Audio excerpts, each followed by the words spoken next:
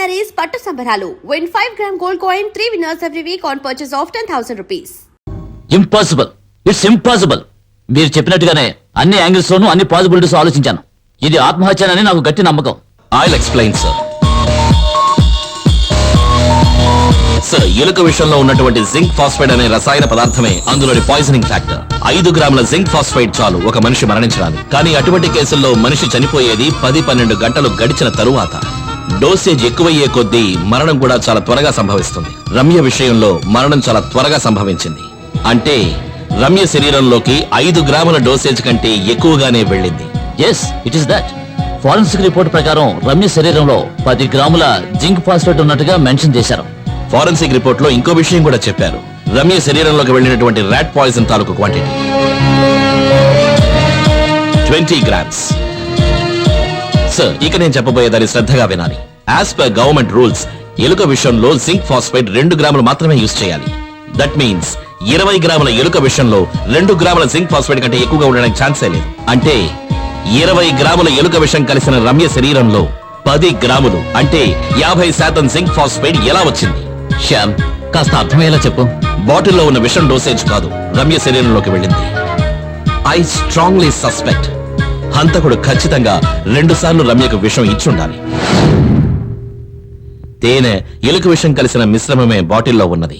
అంటే తేనె ఎలుక విషం మాత్రమే కాకుండా హై డోస్ జింక్ ఫాస్ఫైడ్ తో కలిపినటువంటి మిశ్రమమే రమ్య శరీరంలోకి వెళ్ళుండాలి. ఎందుకు రమ్యకు 2 సార్లు విషం ఇచ్చుంటాడు? బాటిల్లో ఉన్న మిశ్రమం పోలీసుల్ని మిస్లీడ్ చేయడం కోసం. సార్, ఇది మర్డర్ కనుక అయితే దానికి 2 పాసిబిలిటీస్ ఉన్నాయి. కావాలని ఎవరైనా బలవంతంగా విషం పట్టించడం, లేదంటే పాలల్లో విషం కలిపిన తేనెను కలపడం. ఈ 2 విధాలుగానూ జరగలేదని మనకు నిర్ధారణ అయింది. నాకు తెలిసినంత వరకు ఇది హత్య అయ్యే అవకాశం లేదు. అయితే ఇది హత్య అని అనడానికి ఎటువంటి ఛాన్స్ లేదండి. No, it's impossible. నేనొక పాసిబిలిటీ చెప్తాను. సపోజ్ 2 లేక అంతకంటే ఎక్కువ వ్యక్తులు కలిసి రమ్యను హత్య చేయడానికి ప్రయత్నించుండొచ్చు. వారిలో ఒకరు మోహన్ కుమార్ వెళ్లిన తరువాత పని మనిషి తాళం వేసి వెళ్లిన ఇంటిని వేరే తాళంతో తీసి ప్రవేశించుండొచ్చు.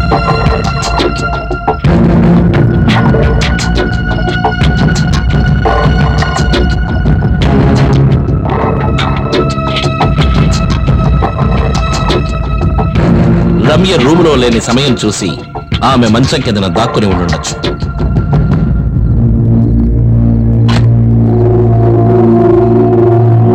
రమ్య తలుపు లాక్ చేసి పడుకుని నిద్రపోయి ఉండొచ్చు. రమ్య బాగా నిద్రలో ఉంది అన్న నమ్మకం వచ్చిన తర్వాత ఆ వ్యక్తి మంచం కింద నుంచి బయటకు వచ్చుండొచ్చు.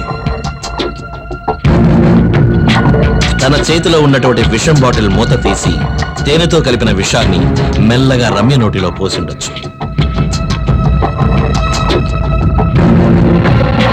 ఆ తర్వాత తను విషం కలిసిన మరో బాటిల్ ని బెడ్ మీద విసిరుండొచ్చు. అలా చేసిన తర్వాత మళ్ళీ మంచం కిందకి వెళ్లి దాక్కుని ఉండుండొచ్చు. అతనితో పాటు వచ్చిన కొంతమంది వ్యక్తులు హంతకుడి కోసం బయట వెయిట్ చేస్తూ ఉండుండొచ్చు. పని పూర్తయిందని తెలిసాక వాళ్ళు తలుపు తెరిచిన వెంటనే హంతకుడు కిచెన్ ద్వారా తప్పించుకుని ఉండుండొచ్చు. ఈ విధంగా జరిగుండొచ్చు. ఇది ఎంతో మూర్ఖత్వంగా మాట్లాడుతున్నారు. నిద్రపోయే వాళ్ళ నోట్లో విషం పోస్తే అది కడుపులోకి వెళ్ళదు, వెంటనే వెలుగు వస్తుంది. వాళ్ళు చనిపోయే ముందు బాగా స్ట్రగుల్ అయిన లక్షణాలు వాళ్ళలో కనిపిస్తాయి. ఒకవేళ ప్రతిఘటించగల పరిస్థితిలో రమ్య లేకుండా ఉంటుంటే? సార్, స్వయంగా తీసుకుందా లేదంటే ఎవరైనా బలవంతం పెట్టి తీసుకుందా అని తెలియలేదు. రమ్య 3 స్లీపింగ్ పిల్స్ తీసుకున్నట్టుగా ఫారెన్సిక్ రిపోర్ట్ లో ఉంది. నిద్ర మాత్రలు వేసుకుని నిద్రపోతున్న వ్యక్తి యొక్క నరాలు పనిచేయలేని పరిస్థితిలో ఉంటాయి. అటువంటప్పుడు ఎలా ప్రతిఘటించగలరు? ఓకే, ఒప్పుకుంటాను. బట్ ఎవడైనా హత్య చేసిన తరువాత అక్కడే ఉంటాడా? ఎలాగైనా తప్పించుకోవాలని చూస్తాడు కదా. ఒకవేళ పోలీసులు గనక ముందుగా వచ్చుంటే అతను పట్టుబడేవాడు. అదేగా మీరు అడగదలుచుకున్నది? ఎస్, పోలీసులు రావడానికి ముందుగా రూమ్ లో ఉన్న వాడిని తప్పించేందుకు దారి కల్పించడమే బయట వెయిట్ చేస్తున్న గ్యాంగ్ యొక్క కర్తవ్యం. సార్, పోలీస్ సర్వీస్ లో నేను ఈ రోజు వరకు ఇటువంటి స్టూపిడ్ రీజన్స్ ఏనాడూ వినలేదు. వింతగా ఉంది. నేను ముందే చెప్పాను ఇది ఒక పాసిబిలిటీ అని. ఇలాగే జరుగుండాలి అని నేనే నిర్ధారించట్లేదు. Then tell me what's your point? He said it's impossible. ఇది ఒక హత్యా ప్రయత్నం అవ్వడానికి ఎటువంటి ఛాన్స్ లేదని. అలాగే నేను చెప్పిన విధంగా జరిగే అవకాశాలు కూడా చాలా చాలా తక్కువ. ఒప్పుకుంటాను. But my question is it humanly possible? It is possible. That's my point. నువ్వు చెప్పిన దాన్ని బట్టి చూస్తే ఈ విధంగా హత్య చేసిన వాడు మాస్టర్ మైండ్ అయ్యి ఉండాలి. మన ప్రతి కదలికని గమనించొచ్చు. తెలుసు సార్. దీన్ని మనసులో ఉంచుకుని నేను పత్రికా విలేకరుల ముందు ఇదొక ఆత్మహత్య అని ఒప్పుకున్నాను. నేను తప్పుదారి పట్టాను అన్న సంతోషంతో హంతకుడు స్వతంత్రంగా బయట తిరుగుతూ ఉండుండొచ్చు. అదే కదా నాకు కావాల్సింది.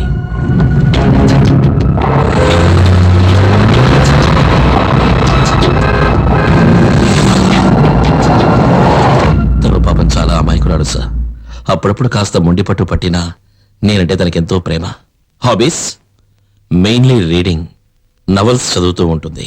రమ్యకు నిద్ర మాత్రలు వేసుకునే అలవాటు ఏమైనా ఉందా? అలవాటంటూ ప్రత్యేకంగా లేదు. ఒక్కొక్కసారి వేసుకోవడం నేను చూశాను. రమ్యకు రాజకీయాలంటే ఇష్టం లేదు కదూ? రాజకీయాల గురించి తనకి బాగా తెలుసు. She was a good critic.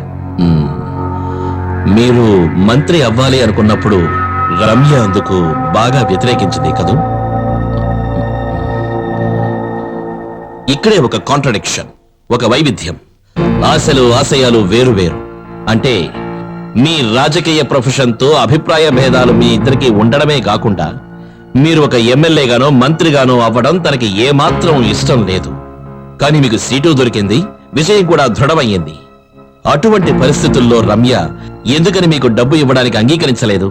ఇంతకు ముందు ఒకసారి తన అకౌంట్లోంచి 2 లక్షల రూపాయలు ఒక అవసరం కోసం తీసుకున్నాను. నేను దాన్ని తిరిగి తనకి ఇవ్వలేకపోయాను.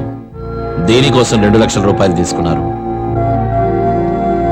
నిజం చెప్పాలి, రాజకీయ అవసరాల కోసమనే తనతో చెప్పి తీసుకున్నాను. కానీ అది ఒక వ్యక్తికి అప్పు ఇవ్వడం కోసం తీసుకున్నాను. ఎవరికి? జాన్కి. జాన్ తీసుకున్న ఒక లోన్ రెవెన్యూ రికవరీ అయిపోయింది. ఆ విషయం ఎందుకని రమ్యకు తెలియకుండా దాచారు? తనకి నిజం చెప్తే ఒప్పుకోదన్న భయంతోనే. డబ్బు మీకు అవసరమైనప్పుడు జాన్ని అడిగారా? లేదు, జాన్ దగ్గర డబ్బు లేదని నాకు బాగా తెలుసు. ఒకే పార్టీలో ఉంటున్నప్పటికీ మోహన్ కుమార్కు మీకు ఆశయాలకు సంబంధించి అభిప్రాయ భేదాలు ఉండేవి కదూ? రాజకీయాల్లో ఇలాంటివన్నీ సహజమే కదా. కానీ వ్యక్తిగతంగా మా ఇద్దరి మధ్య ఎటువంటి సమస్య లేదు. మోహన్ కుమార్ భార్య ఆత్మహత్య చేసుకున్న విషయం మీకెప్పుడు తెలిసింది? ఉదయం ఏ టైంలో? 9:30, 10 గంటల మధ్య ఫోన్ చేసి చెప్పారు. ఎవరు చేసి చెప్పారు? Election committee convener Krishna. అప్పుడు మీరేం చేశారు? నేను వెంటనే మోహన్ వాళ్ళ ఇంటికి వెళ్ళాను. మిస్టర్ కృష్ణ మీతో ఏం చెప్పారు? మోహన్ భార్య రమ్య విషం తాగి ఆత్మహత్య చేసుకున్నారని. Okay, thank you for your time mister Samuel. Welcome sir. It's a nice house.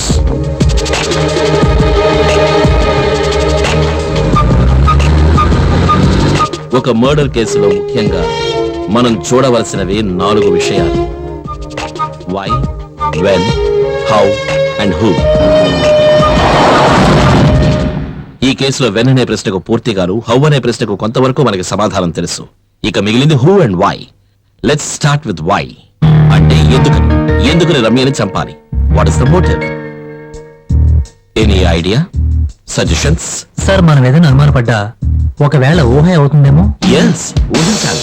24 ఏళ్లు ఉన్న ఒక యువతి, 3 సంవత్సరాల 9 నెలల దాంపత్య జీవితం హత్య చేయబడింది. అందులోనూ ప్లాన్ మర్డర్. ఏమై ఉంటుంది ఆ మోటివ్? సార్, ఒకవేళ మోహన్ కుమార్ గారు వ్యక్తిగత కక్ష వల్ల హత్య చేశారేమో. పాసిబుల్. సార్, మోహన్ కుమార్ ఏ మోటివ్ తో తన భార్యని హత్య చేసి ఉంటాడు? క్యారెక్టర్ అసాసినేషన్, వ్యక్తి హత్య. మరణానికంటే గొప్ప శిక్ష ఉంది? సార్, వేరే ఏదైనా ఛాన్సెస్ ఉండొచ్చుగా. ఒకవేళ రమ్యకి గాని మోహన్కి గాని కిట్టిన వారు ఎవరైనా ఈ హత్య చేసి ఉండొచ్చుగా. అంటే ఇది ఒక ఆత్మహత్య అని అనిపించే విధంగా రమ్యను హత్య చేసినటువంటి ఒక వికృత స్వభావం, మోహన్స్ క్యారెక్టర్ అసాసినేషన్. ఒకే దెబ్బకి 2 పెట్టారు కదూ? అయ్యుండొచ్చు సార్. It's possible. కానీ హత్య చేసిన తరువాత ఆ హత్య చేసిన వ్యక్తే సూసైడ్ నోటీస్ రాసి దాన్నెందుకు ఏదో ఒక రెసిపీ నోట్బుక్ లో దాచి ఉంచాలి?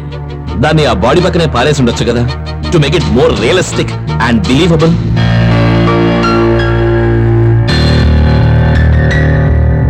I think it's a time for a list of suspects. Excuse me sir, ఆ హంతకుడు ఈ లిస్ట్ లో ఉన్న వాళ్ళు అయి ఉంటారని ఏమిటి నమ్మకం? నమ్మకం కాదు, కానీ అవకాశాలు చాలా ఉన్నాయి. రమ్య ఇంటి గురించి, దినచర్యల గురించి బాగా తెలిసిన వ్యక్తే అయి ఉండాలి ఈ హత్య చేసిన వ్యక్తి. సార్, బెంగళూరు నుంచి ఆ రోజే వచ్చానని చెప్పిన పాలవాడి స్టేట్మెంట్, ఆ రోజు పేపర్ రావడం లేట్ ఉందని చెప్పిన పేపర్ వాడి స్టేట్మెంట్ నిజమేనని తేలింది కదా. Okay, so let's bring down the list. And what about Trinath? అతను చెప్పింది నిజమేనని మనం సేకరించిన టెలిఫోన్ బిల్ ద్వారా ప్రూవ్ అయింది. రమ్య గారు చనిపోయిన తర్వాత ఆ ఫోన్ నుంచి 2 అవుట్ గోయింగ్ కాల్స్ వెళ్ళాయి. 2 కాల్సా? అవును సార్, 7:38కి 7:40కి. ఫస్ట్ నంబర్ పోలీస్ స్టేషన్ ది, రెండో నంబర్ జాన్ శామ్యూల్ ది. John Samuel. I smell a rat. ఆ ఇన్సిడెంట్ గురించి ఇన్ఫర్మేషన్ ఇచ్చిన అతను Shekhar, sir. Play the video. Yes sir.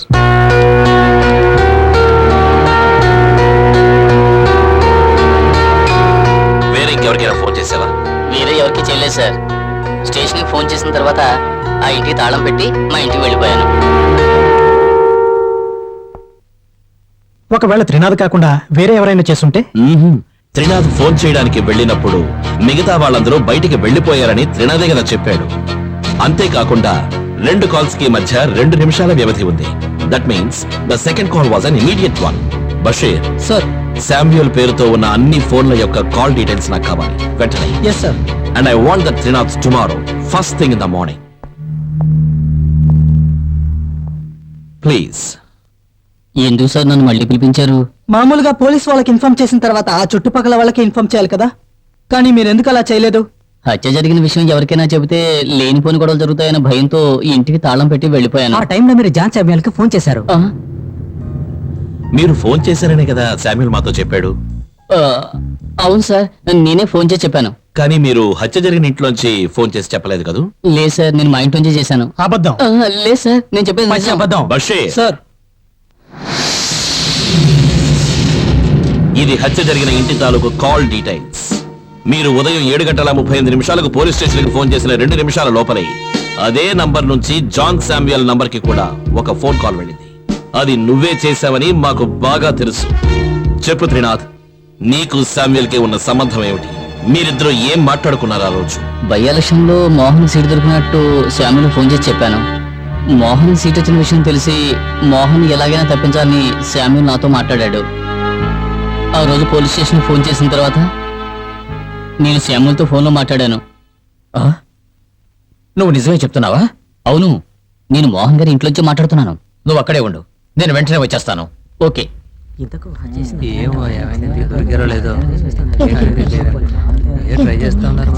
నేనే ముందు చూశాను, ఆ తర్వాత మిగిలిన వాళ్ళకి తెలిసి వాళ్ళందరూ వచ్చారు. అప్పుడు ఒక నిమిషం, ఇప్పుడే వస్తాను. సార్, కానిస్టేబుల్ వెంకటేష్ వెళ్ళాడా? ఉన్నాడు సార్. వెళ్ళి పిలుచుకురా, నేను వచ్చాను. అలాగే సార్.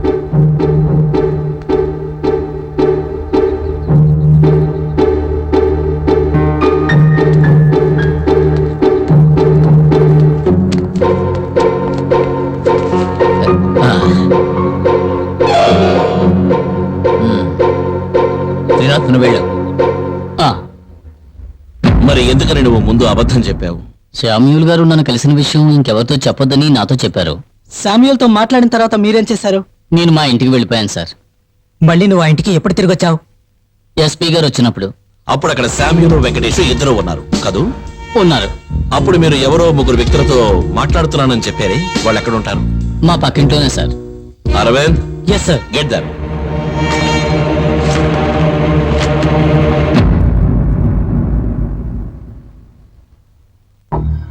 ఆ తర్వాత కానిస్టేబుల్ వెంకటేష్ ని మీరు చూసారా? చూసాం సార్. ఏం చూసారు? త్రినాథ్ అటువైపు వెళ్ళిన కాసేపటికి కానిస్టేబుల్ వెంకటేష్ కూడా అటువైపు వెళ్ళాడు సార్. అప్పుడు చేతులు ఏదైనా ఉందా? ఉంది సార్, చేతిలో ఏదో తీసుకెళ్ళడం చూశాను సార్. అతను దాన్ని జీపులో పెట్టి లోపలికి వెళ్ళిపోయాడు సార్. లేదురా, ఆయన చేతిలో ఏం లేదు. ఆయన తిన్నగా ఇంట్లో పడడం మేము చూసాం సార్. లేదురా, ఆయన చేతిలో ఏదో పార్సల్ ఉంది. ఆయన అది తీసుకెళ్లి జీపులో పెట్టాడు, నేను చూశాను. మర్యాదగా నిజం చెప్తారా లేకపోతే? రాజీ, ఛ! ఏంటిది రాజీ? కాదు సార్, వీళ్ళు నేరస్తులేమి కారు కదా. They are trying to help us. మన దేశంలో పోలీసులకు భయపడే చాలా మంది నోరు తెరవడం లేదు. అది ప్రజల తప్పు కాదు, మన పోలీసుల తప్పు. మీరు చెప్పే కొన్ని విషయాలు, కొన్ని దృశ్యాల నుంచి మాకు కొన్ని క్లూలు దొరుకుతాయి. మీరు మాతో ఓపెన్ గా మాట్లాడొచ్చు, ఎవరు భయపడాల్సిన అవసరం లేదు. నాకు మీ యొక్క సహాయం కావాలి. Will you help me? We will help you. That's it. అయితే మీరు మీ మాట మీద నిలబడతారా? తప్పకుండా sir. Sure sir. Very good. ఆ సమయంలో మీరు చూస్తుండగా వేరే ఏదైనా సంఘటన జరిగిందా? నాకు ఇప్పుడే గుర్తొచ్చింది సార్. ఆ సమయంలో రమ్య వాళ్ళ నాన్నగారు ఒక కానిస్టేబుల్ గొడవ పడ్డారు సార్. అవును సార్, అక్కడ గొడవ జరిగింది. సిఐ జోక్యం చేసుకుని సమస్య తీర్చారు సార్. ఈ సంఘటన జరిగింది అక్కడికి వెంకటేష్ రావడానికి ముందా లేక తరువాత? అదేమిటంటే వచ్చిన తర్వాతే సార్. ఏమిటి అభిప్రాయ భేదాలున్నాయా? ఉన్నాయి సార్, కానీ దానికి ముందే ఉన్న అనుమానం. Okay, thanks for your time. ఉంటాను సార్. సార్, ఇంతకుముందు మీరే చెప్పారు కదా మనసులో ఉన్న సందేహాల్ని బయట పెట్టమని. అవును. సార్, రమ్య గారు చనిపోయిన ఇంటి బయట మేము నిలబడి ఉండగా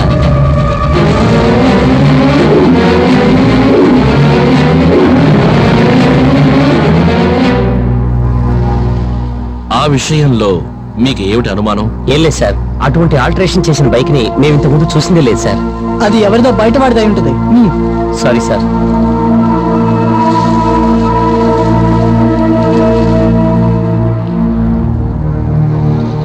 సార్, వాట్ యు థింక్? దేని గురించి సార్? వాళ్ళు చెప్పిన విషయం గురించి.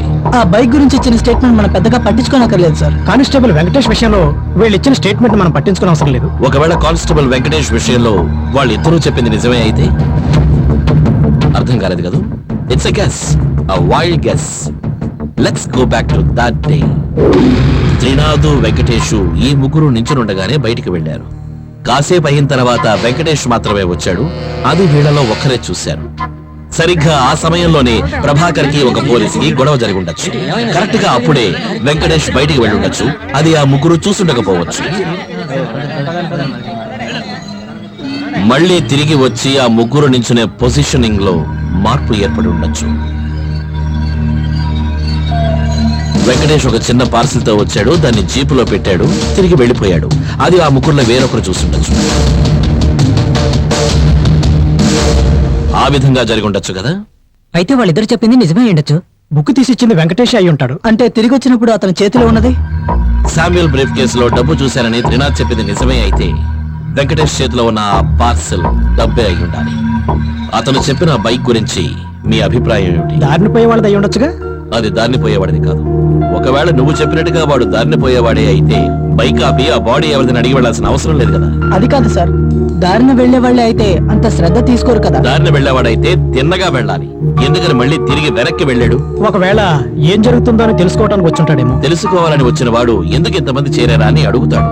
అంతేకాకుండా అటువంటి బైక్ ఇంతకు ముందు ఈ ఏరియాలోనే చూడలేదు అని అతను చెప్పాడు కదా. ఆ బైక్ మీద వచ్చిన వ్యక్తి తిరిగి వెళ్లడం వల్లే అతనికి అనుమానం కలిగింది. తిన్నగా వెళ్ళుంటే అనుమానించాల్సిన అవసరం లేదు కదా. తన అనుమానాన్ని తీర్చుకోవడం కోసం ఆ వ్యక్తిని పిలిచి అడగలేదు. ఆ బైక్ లో వచ్చింది ఎవరై ఉంటారు, ఎందుకని వచ్చుంటారు? వాడు ఎవడైనా సరే రమ్య చనిపోయిందా లేదా అని తెలుసుకోవడం కోసమే వచ్చుంటాడు. సార్, రమ్య గారు మరణించిన ఇంటి నుంచి కానిస్టేబుల్ వెంకటేష్ మధ్యలో వాళ్ళ ఇంటికి వెళ్ళొచ్చినట్టుగా ఎస్ఐ చెప్పారు. ఎందుకని? వాళ్ళ ఇంట్లో ఏదో ముఖ్యమైన పని అని చెప్పాడట.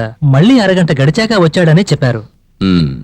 మనం క్రాస్ ఎంక్వైరీ చేయాలి. హలో, వెంకటేష్ గారు ఇల్లేనా? అవునండి. నేను స్టేషన్ నుంచి సుధాకర్ మాట్లాడుతున్నా. వెంకటేష్ గారిని శ్యాంప్రసాద్ గారు అరెస్ట్ చేశారు. భగవంతుడా, ఎందుకు? రమ్య హత్య కేసులో ఈయనకేదో సంబంధం ఉందట. ఆ రోజు వెంకటేష్ గారు మీ ఇంట్లో డబ్బులు పెట్టారు కదా, దాని గురించి పెద్ద గొడవలు అవుతున్నాయి. ఎట్టి పరిస్థితుల్లోనూ ఆ డబ్బు మీ ఇంట్లో ఉంచకండి. అది మీ ఇంట్లో ఉంటే రెడ్ హ్యాండెడ్ గా మీరు దొరికిపోతారు. ఒకవేళ దొరికిపోయారంటే వెంకటేష్ గారిని ఉద్యోగం నుంచి తీసేస్తారు. ఏమిటి దేవుడా ఈ పరీక్ష?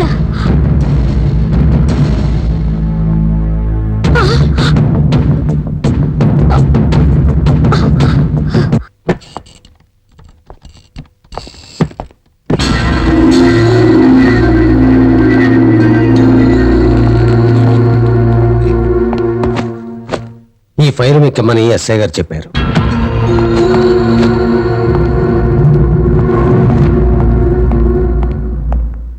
ఆ డబ్బు బ్యాంకులో కడితే అనుమానం వస్తుందని ఇంట్లోనే పెట్టారు.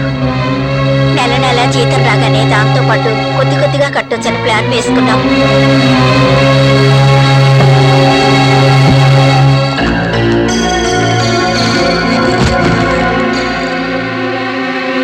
మీరు ఎందుకని ఆ నోట్బుక్ తీసి శామ్యూల్కి ఇచ్చారు?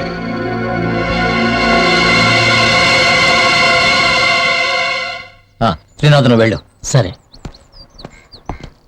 ఉదయం నేను ఫోన్లో చెప్పిన పని చేసావా? ఆత్మహత్య లెటర్ ఏం కనిపించలేదు సార్. అది నాకు తెలుసు. నేను చెప్పింది తీసుకొచ్చావా? లేదు సార్, అది చాలా కష్టమైన పని. ఎస్ఐ సిఐ అక్కడి నుంచి కదలట్లేదు సార్. బుక్ తేవడానికి ఏమిటయ్యా నీకు సమస్య? సార్, అది చాలా రిస్క్. తెలిసిందంటే నా ఉద్యోగం పోతుంది. బై ఎలక్షన్స్ లో గెలిస్తే నేను మంత్రిని అవుతాను. అప్పుడు నీకేమిటి భయం?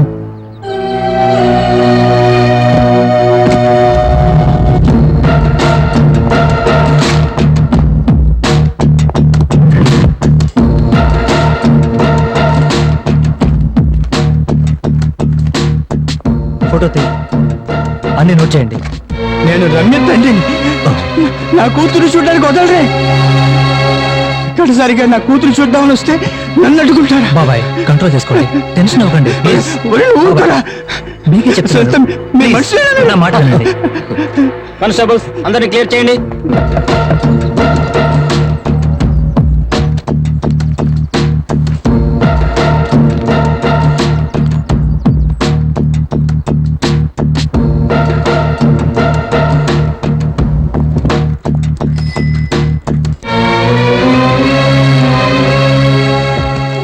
ఇందులో అసలైంది ఉంది. డబ్బు ఎప్పుడు కావాలి? వద్దు సార్. అయితే సరే. పోనీ ఇప్పుడే ఇచ్చారు సార్.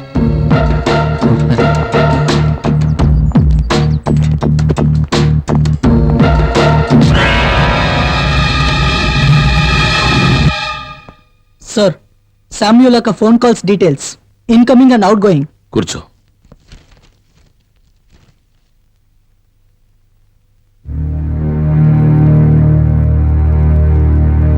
టూ 570-663 258-7741. మరణ వివరం తెలిసిన తర్వాత ఈ 2 నంబర్లకే ఎక్కువసార్లు ఫోన్ చేసి చెప్పారు. అవును సార్, శామ్యూల్ యొక్క మొబైల్ నుంచి ఆఫీస్ ఫోన్ నుంచి 2 నంబర్స్కే ఎక్కువ కాల్స్ వెళ్ళాయి. ఎవరివి ఈ 2 నంబర్లు? ఈ 2 ఒకళ్ళవే సార్. ఎస్పీ జేమ్స్ జోసెఫ్వి. బషీర్, ఇందులో ఒక విషయం గమనించావా? హత్య జరిగిన మరుసటి రోజు ఉదయాన్నే 7:40కి త్రినాథ్ శామ్యూల్ రెసిడెన్స్ నంబర్ కి ఫోన్ చేశాడు. 7:42కి అదే నంబర్ నుంచి శామ్యూల్ ఎస్పీ రెసిడెన్స్ నంబర్ కి ఫోన్ చేశాడు.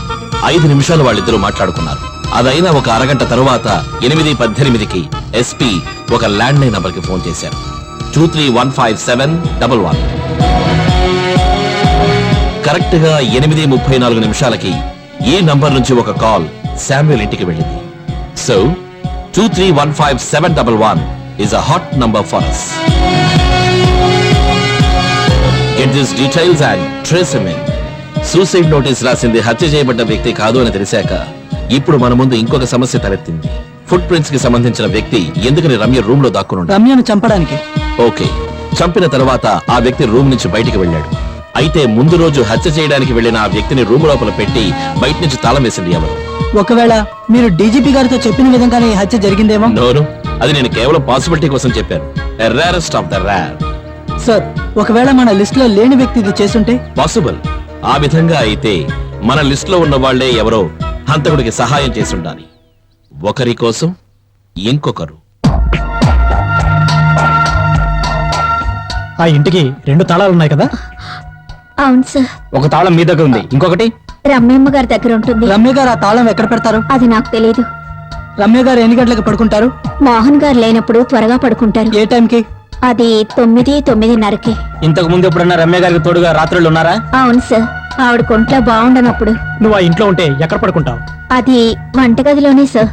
రమ్య ఒంటరిగా పడుకోవడానికి భయపడే వ్యక్త? అటువంటిదేం లేదు.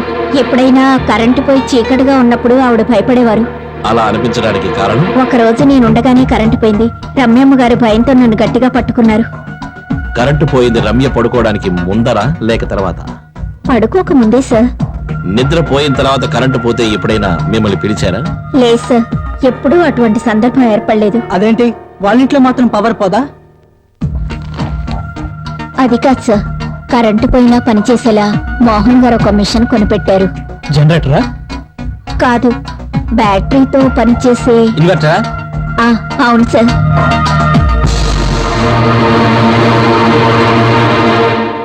ఆ మిషన్ ఎక్కడుంది? వాళ్ళ బెడ్రూమ్ లోనే.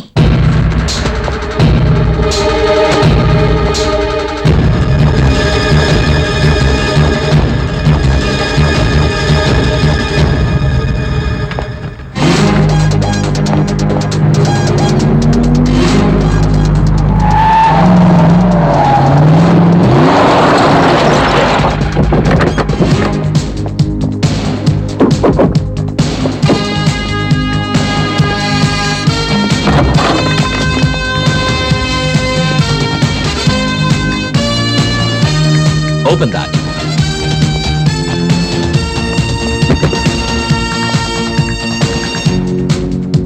Switch on the fan. Main switch off చేయి. ఇన్వర్టర్ కనెక్ట్ అయినప్పటికీ ఎందుకని ఫ్యాన్ ఆఫ్ అయింది? ఒకవేళ ఇది పాడై ఉండొచ్చు సార్. ఆ ఇన్వర్టర్ స్విచ్ ఆన్ చేయి. సి, అప్పుడైతే ఎవరో ఇన్వర్టర్ ఆఫ్ చేశారు. ఎందుకని sir?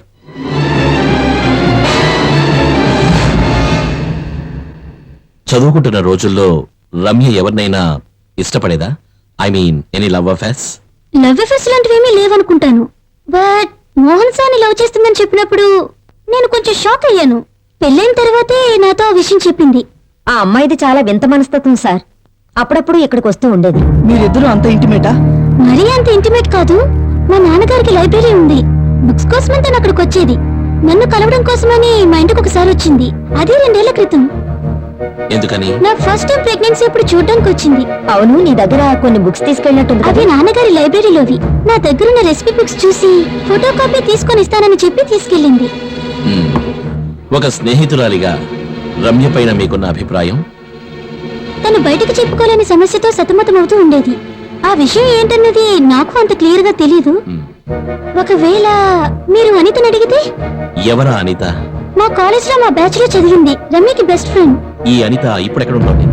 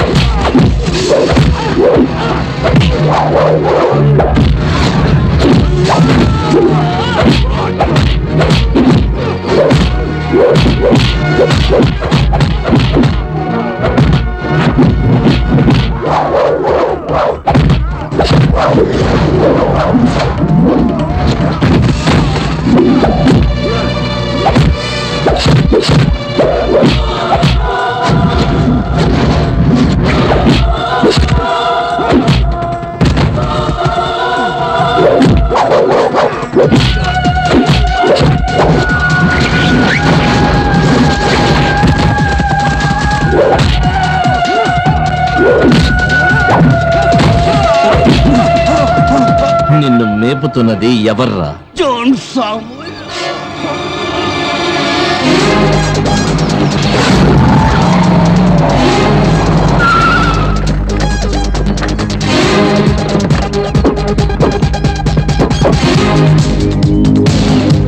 Mr. John Samuel, you are under arrest.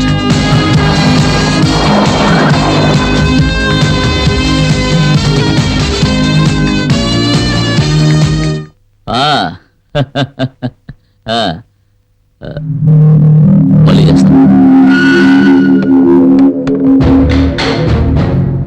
I am arresting Mr. James Joseph IPS, who is under suspension.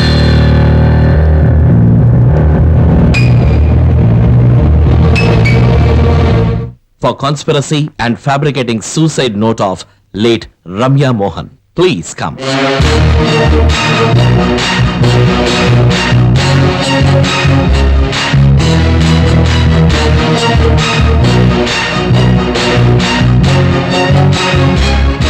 మీకు ఈ స్థితికి ఎవరో తెలుసు?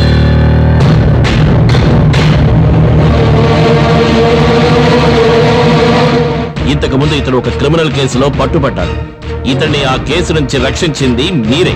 అది No. మీది శామ్యుల్ ది ఫోన్ బిల్స్ లో దొరికిన మాకు ఈ నంబర్ ని బట్టి ట్రేస్ చేసి వాడిని పట్టుకున్నాం.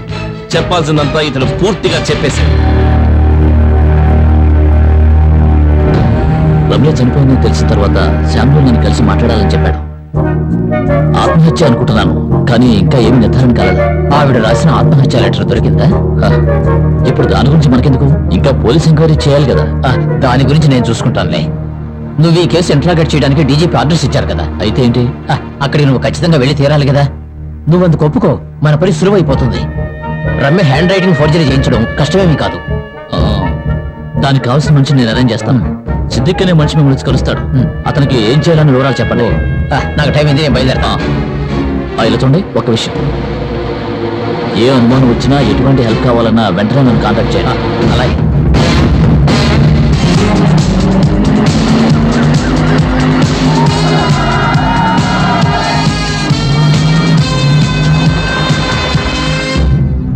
సార్, మనకు సంఘటనా స్థలంలో దొరికిన రాక్స్ అండ్ పౌడర్ ఇక్కడదే సార్.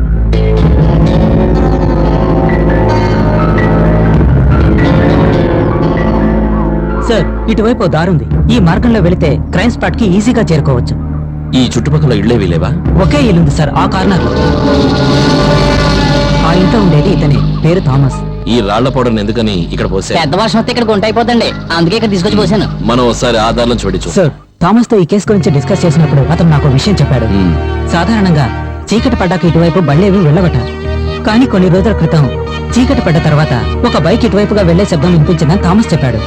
రమ్య హత్య జరిగిన తర్వాత ఇంకే బైక్ వెళ్ళలేదా?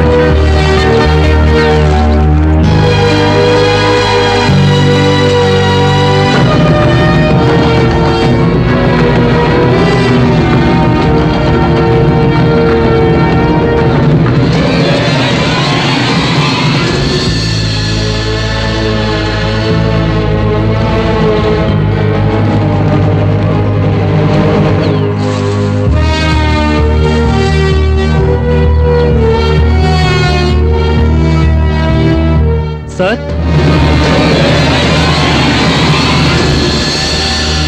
అనకాపల్లిలో ఉన్న ఓ లాడ్జ్ బిల్ ఇది సార్. దానిలో డేట్ చూసారా? రమ్య అదే రోజు హత్య చేయబడింది. ఈ బిల్లు కూడా దాంతో పాటే ఉంది.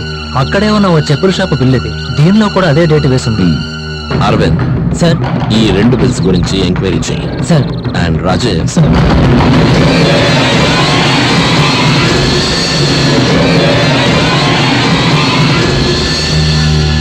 ఏమైంది సార్? ఇక్కడి నుంచి ఏదో ఒక వాసన వస్తుంది.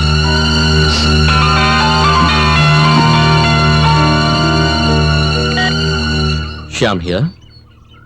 ఏంటి బషీర్, దొరికిందా? ఇప్పుడు ఎక్కడున్నావు? నేను వెంటనే వస్తున్నా.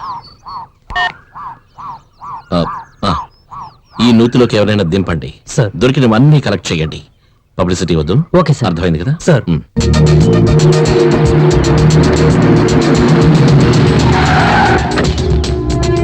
సార్, అనిత అనే అమ్మాయి ఇప్పుడు కాలిఫోర్నియాలో ఉంది.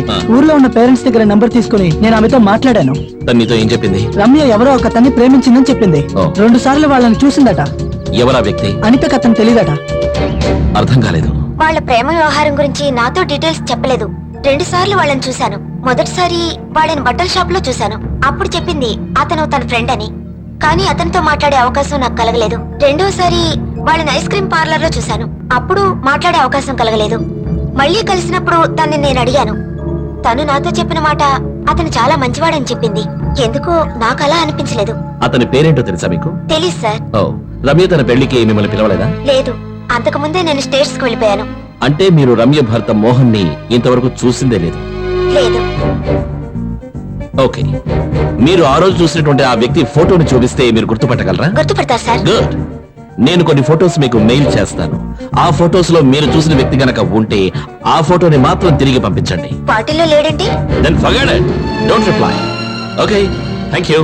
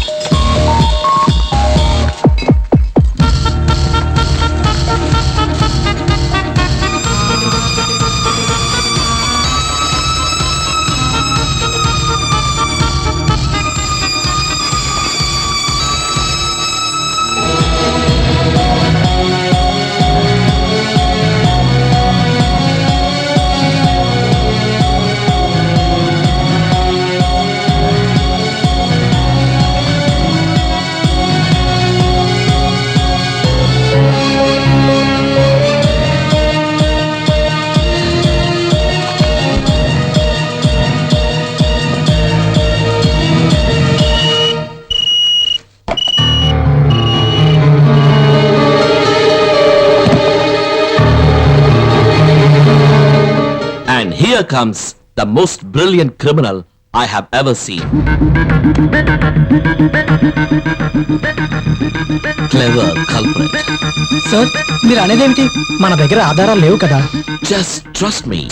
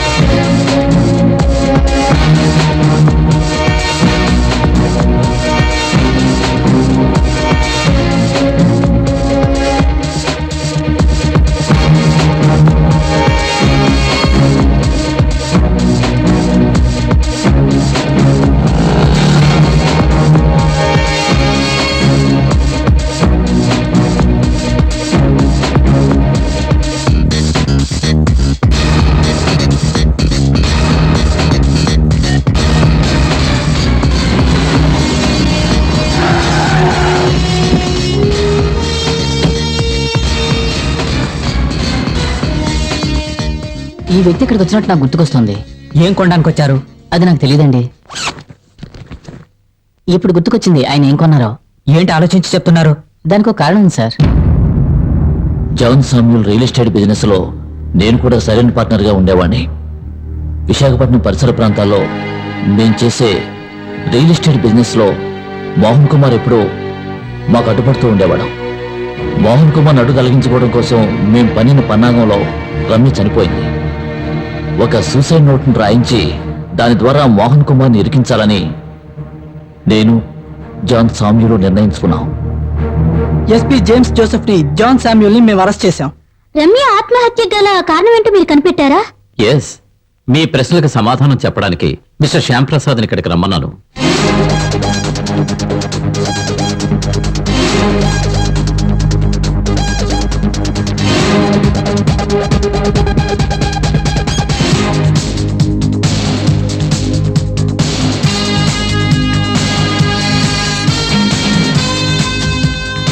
Sir, shall I?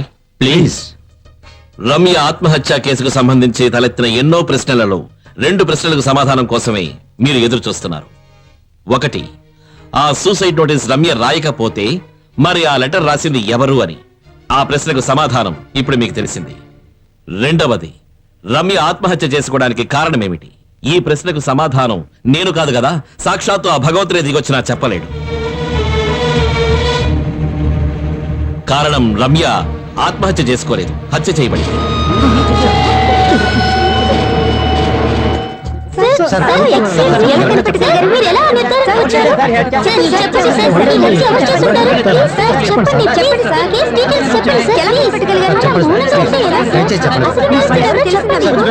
ప్లీజ్ కూర్చోండి, దయచేసి కూర్చోండి.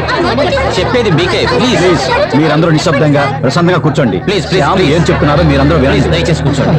ప్లీజ్. మీ సందేహాలకి శ్యామ్ సమాధానాలు చెప్తారు.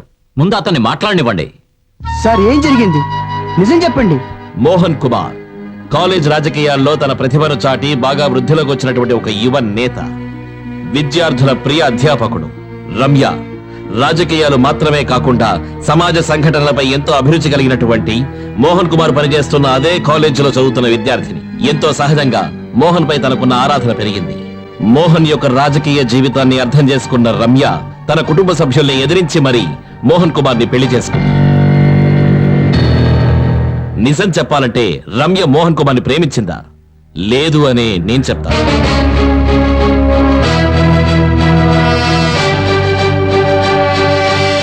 రమ్యకు మోహన్ కుమార్ పై ఉన్నది ఒక రకమైన ఫ్యాసినేషన్ మాత్రమే. భవిష్యత్తులో మోహన్ కుమార్ మంత్రి అయితే దాని మూలంగా కలిగే సౌకర్యాల మీద, సౌలభ్యం మీద ఉన్న మోహం మాత్రమే. అకస్మాత్తుగా అదృష్టం తన తలుపు తట్టి నిల్చున్నప్పుడు ఎన్నో సంవత్సరాలుగా ప్రేమించినటువంటి తన ప్రేమికుణ్ణి తిరస్కరించింది. ఎస్ మిస్టర్ మోహన్ కుమార్, మీకు పరిచయం కావడానికి ముందే రమ్య మరొక వ్యక్తిని ప్రేమించింది. మోహన్ కుమార్ ని పెళ్లి చేసుకున్న రమ్యని బ్లాక్మెయిల్ చేస్తున్నటువంటి వ్యక్తి మాజీ ప్రేమికుడు. వాడి అంతు ఎలాగైనా తేల్చాలని రమ్య నిర్ణయించుకుంది. ఏ విధంగా రమ్య వాడిని దూరం చేయాలనుకుంది, ఎందుకని రమ్యను వాడు చంపాలనుకున్నాడు అనే ప్రశ్నలకు సమాధానంతో వాడు ఇక్కడే మన మధ్యలోనే ఉన్నాడు. మిస్టర్ శ్యామ్, ఎవరది? The most brilliant criminal I have ever come across my career, Sumesh. No sir, నేను కాదు, నాకేం తెలీదు. నాట్ సురేష్, సుమేష్.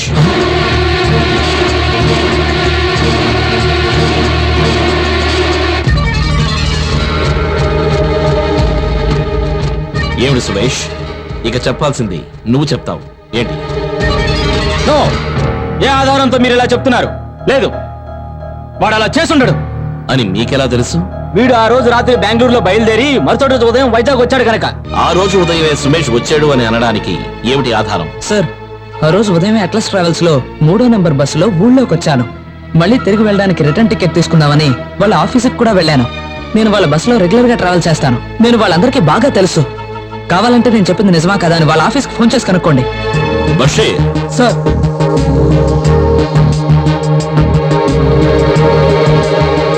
నీ పేరేంటి? వినోద్. నీకు సుమేష్ తెలుసా? తెలుసు సార్, నా రూమ్మేటే. ఇక్కడ ఉన్న ఇంకెవరికైనా సరే ఈ వినోద్ తో సంబంధ పరిచయాలు ఉన్నాయా?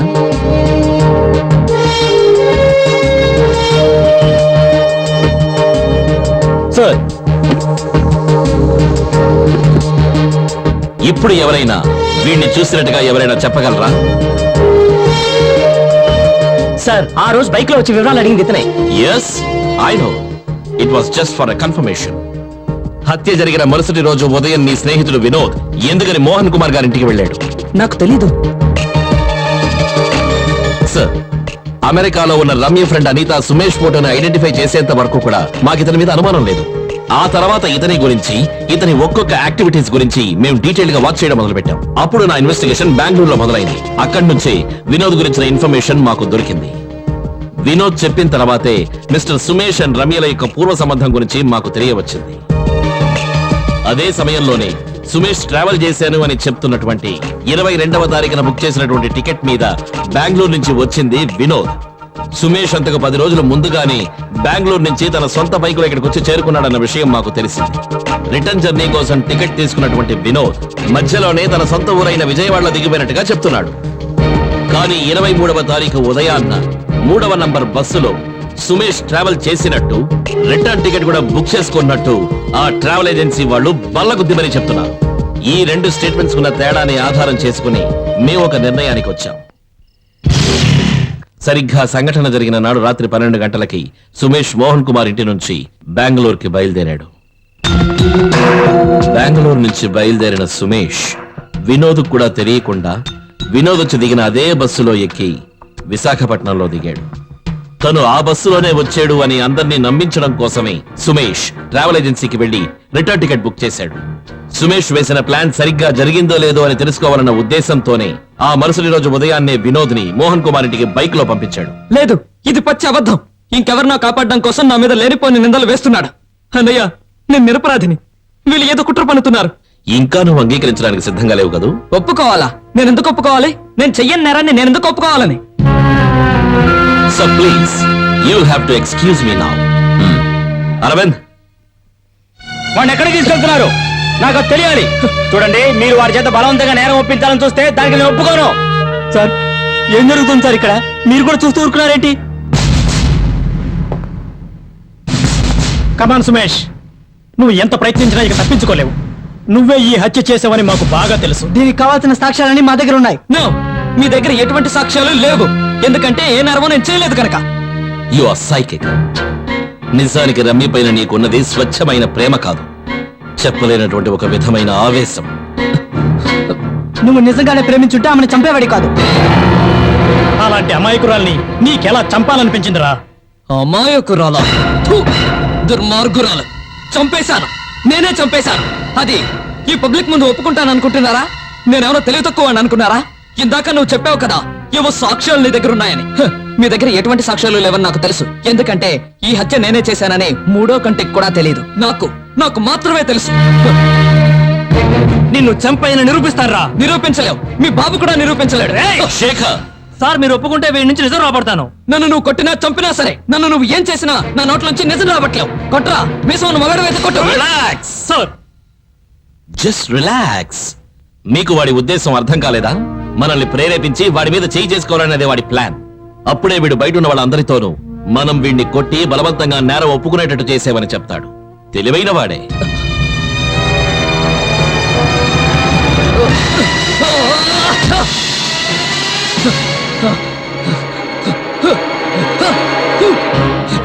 సార్ సార్ నేను కాపాడండి.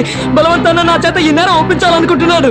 చూడండి, మీరందరూ చూస్తున్నారుగా, రక్తం వచ్చేట్టు నన్ను కొట్టి ఆ నేరాన్ని ఒప్పుకోమని చెప్తున్నాడు. అన్నయ్య అన్నయ్య, నేను ఈ నేరం ఒప్పుకోకపోతే నన్ను చంపేస్తానని బెదిరిస్తున్నాడు. అన్నయ్య అన్నయ్య, నువ్వే నన్ను ఎలాగైనా కాపాడాలి. దుర్మార్గురాలు, చంపేశాను, నేనే చంపేశాను. ఈ పబ్లిక్ ముందు ఒప్పుకుంటాను అనుకుంటున్నారా? నేనెవరో తెలివి తక్కువ అని అనుకున్నారా? ఇందాక నువ్వు చెప్పావు కదా, ఏవో సాక్ష్యాలు నీ దగ్గర ఉన్నాయని. మీ దగ్గర ఎటువంటి సాక్ష్యాలు లేవని నాకు తెలుసు. వీడొక సామాన్యమైన క్రిమినల్ కాదు. తనే స్వయంగా ఒక హత్యా పద్ధతిని కనిపెట్టి దాన్ని అత్యద్భుతంగా ఎగ్జిక్యూట్ చేసినటువంటి ఒక పర్వర్టెడ్ జీనియస్. అది ఎవరికీ తెలిసే ఛాన్సే లేదన్న అమిత ఆత్మవిశ్వాసమే ఇతని పథకం వెనుకున్న ముఖ్యాంశం. I know how you did it. నమ్మలేకపోతున్నావు కదా?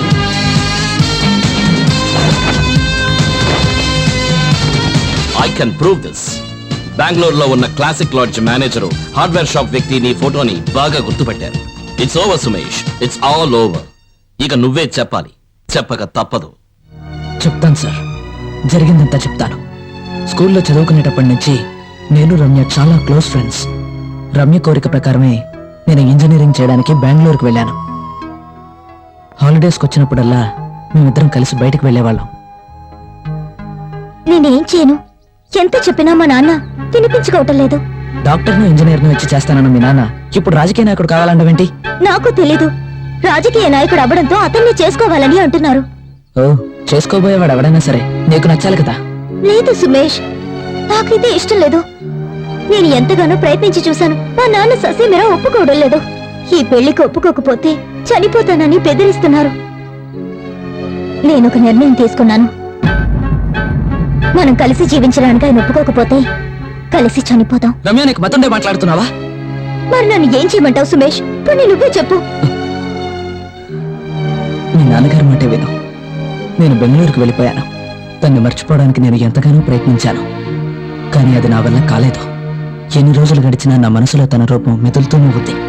నేను వైజాగ్కి తిరిగి వచ్చాక రమ్య మోహన్లు ఇద్దరు మా లొకాలిటీలోనే ఉంటున్నారన్న విషయం తెలిసింది. మా అన్నయ్య రోజు వాళ్ళ ఇంటికి పాలు సప్లై చేసేవాడు. నాకు ఖాళీ ఉన్నప్పుడల్లా పాలు సప్లై చేసే వంకతో రమ్యని కలవడానికి వాళ్ళ ఇంటికి వెళ్ళేవాణ్ణి. నేను ఆమెను కలవడానికి వెళ్ళిన ప్రతిసారి ఆమె మౌనంగా తిరిగి వెళ్ళిపోయేది. ఒకరోజు నేను పాలివ్వడానికని రమ్య వాళ్ళ ఇంటికి వెళ్ళాను. మోహన్ రాజకీయాల్లో ఉన్న ఆస్తిపాస్తులంటూ ఏమీ లేవు. నువ్విప్పుడు చెప్తున్నావు. నేను ఈ విషయం నీకు చిలక్కి చెప్పినట్టు పెళ్లి కాకముందే చెప్పాను. అతనితో నువ్వు సుఖపడలేవు అని. ఏ ఇంజనీర్నో డాక్టర్నో చేసుకుంటే నీకు ఈ తిప్పులుండేవి కాదుగా. అప్పుడేమో మోహన్ మంత్రి అవుతాడు అన్నావు. ఎంతలా ఎదిరించావు. ఇప్పుడేమైంది? నా విషయంలో మీరు కలగ చేసుకోవద్దు. వీళ్ళిద్దరి మధ్య ఉన్న గొడవలో తలదూర్చడం మనకు అనవసరం గాని పదండి, మనం వెళదాం. అయ్యో రండి, వాళ్ళ తంటాలేవో వాళ్ళు పడతారు.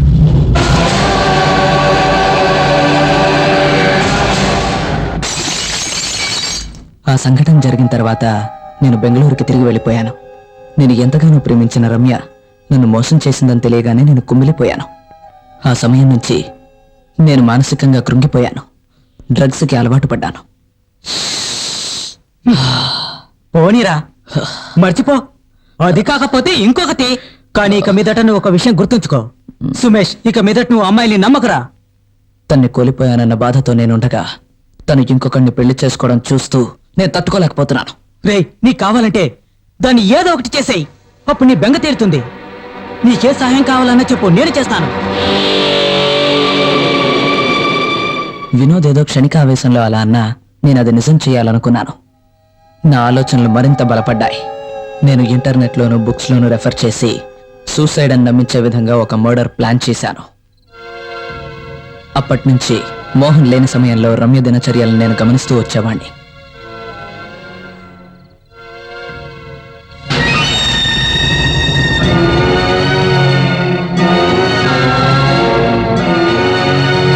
వాళ్ళ ఇంటి కిచెన్లో వాళ్ళు దాచిన కీని దొంగలించి దాని డూప్లికేట్ కీ తయారు చేయించాలనుకున్నాను. ఆ డూప్లికేట్ కీ చేయించిన తర్వాత ఆ ఇంటి మాస్టర్ ప్లాన్ తయారు చేయాలని నేను అనుకున్నాను. 2 రోజులు గడిచాక డూప్లికేట్ కీ నా చేతికొచ్చింది. ఆ తర్వాత ఒరిజినల్ కీ తీసిన చోటే పెట్టేశాను. ఈ హత్యా పథకాన్ని తయారు చేసి అమలుపరచడానికి ఎంతకాలం పట్టింది? 2.5 years. సి 2.5 సంవత్సరాలు. A long 2.5 years. That shows his deep vendetta and his commitment, which makes him a very dangerous criminal. The plot was set, sir, and he was waiting for an opportunity. అప్పుడే Mohan Kumar by election కోసం nominate చేశారు. ఇదే సరైన అవకాశమని నిర్ణయించుకున్నాడు. 12వ తారీఖు బెంగళూరు నుంచి సొంత బైక్లో బయలుదేరిన సుమేష్ మధ్యలో ఒక లాడ్జ్లో బస చేశాడు. ప్రతిరోజు ఉదయం లాడ్జ్ నుంచి బయలుదేరే ఇతడు రాత్రి అయ్యేసరికి మోహన్ కుమార్ ఇంటికి చేరుకునేవాడు. 22వ తారీఖున మోహన్ కుమార్ పొరుగురికి వెళుతున్నాడని తెలిసిన ఇతడు బెంగళూరులో ఉన్న వినోద్కి ఫోన్ చేసి అదే రోజున తన పేరున ఒక టికెట్ తీసుకుని విశాఖపట్నానికి రమ్మని చెప్పాడు. 22వ తారీఖు ఉదయాన్నే సుమేష్ లాడ్జ్ నుంచి బయలుదేరాడు. టెరసుపై ఉన్నటువంటి నాచు మీద తన ఫుట్ ప్రింట్స్ పడతాయన్న ఉద్దేశంతో లాడ్జ్ పక్కనే ఉన్న ఒక కొట్లో 12వ నంబర్ సైజుతో జత చెప్పులు కొనుక్కున్నాడు.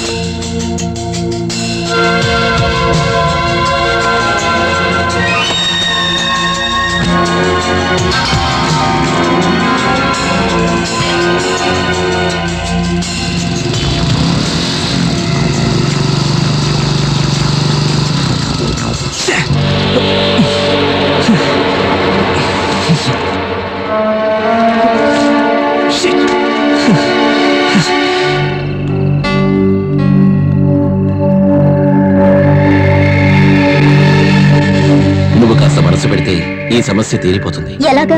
నీ నగలు తాకట్టు పెట్టడానికి ఇస్తే చాలు. ఓహో, అయితే మీ మనసులో ఉద్దేశం అదనమాట. మీరు ఏమనుకున్నా సరే నాకు బాధ లేదు. నేను మాత్రం నా బంగారాన్ని ఇవ్వను. నీకు నా పైన నమ్మకం లేదా? ఎలా నమ్మమంటారు? మీ నాన్న ఎలా డబ్బు సంపాదించాడో ప్రజలందరికీ కూడా తెలుసు. మీ దృష్టిలో మా నాన్న దుర్మార్గుడే అయి ఉండొచ్చు, కానీ ఆయన నాకు దేవుడు. తండ్రి పేరు తెలియని మీకు ఆ విలువ తెలుసు.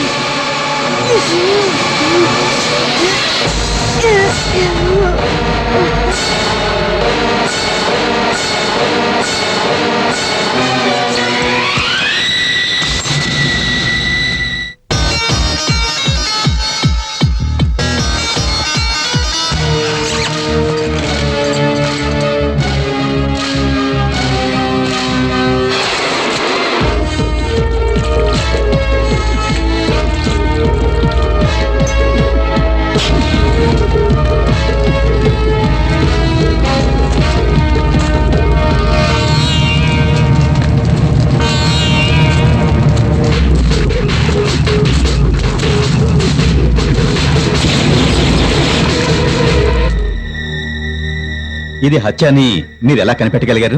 రమ్య బెడ్షీట్ పై పడినటువంటి విషపు చుక్కలు బెడ్ పై ఉన్నటువంటి బాటిల్లోంచి పడినవేనన్న పోలీసుల నిర్ధారణ సరైనది. కానీ అందులోని 5 చుక్కలు తేడాగా కనిపించాయి. దాన్ని మీరు ఎలా గమనించారు? సార్, బాటిల్ నుంచి నేచురల్ గా కింద పడినటువంటి చుక్కకి ఒక హైట్ నుంచి తిన్నగా కింద పడినటువంటి చుక్కలకి ఎంతో తేడా ఉంటుంది. I'll explain. బషీర్, ఇవే సార్ ఆ 5 చుక్కలు. So see the difference. విచారణ ద్వారా తెలిసినది ఏమిటంటే ఒక పైప్ లైన్ ద్వారా స్ట్రైట్ గా పడినటువంటి చుక్కలే ఈ చుక్కలు. ఈ 5 చుక్కల లైన్ హత్య జరిగినటువంటి రూములో ఉన్న వెంటిలేషన్ వైపుగా వెళ్ళింది. కిటికీ తలుపులు వేసి ఉన్నందువల్ల ఇవి ఖచ్చితంగా వెంటిలేషన్ ద్వారానే పడి ఉండాలి.